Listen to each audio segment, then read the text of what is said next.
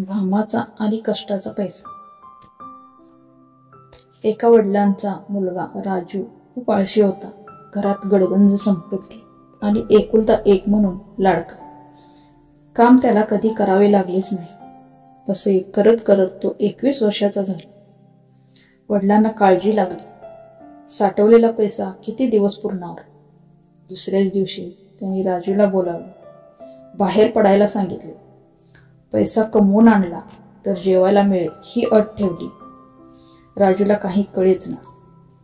त्याने मित्रांकडून 1 रुपया मागितला आणि नेऊन वडिलांना दिला, पण तो त्यांनी विहिरीत फेकला. दुसऱ्या दिवशी पुन्हा हीच अट ठेवली. आता राजूने आईकडे गेला. तोही पैसा वडिलांनी विहिरीत फेकला. आता मात्र आला 3रा दिवस. राजू दिवसभर काम शोधत फिरला, पण काम काही मिळेना. हताश होऊन गेला. काही सुचेना. पोटात लागले कावळे ओरडायला. शेवटी स्टेशनवर त्याला एक माणूस हमालाची वाट पाहत असताना दिसला. हे पाहता क्षणी राजू धावत सुटला आणि बॅग त्याने डोक्यावर उचलून त्याच्या घरी पोचवली. एवढे करेपर्यंत घामाघूम झाला, पण त्या माणसाने राजूच्या हातावर टेकवले फक्त 8 आणे.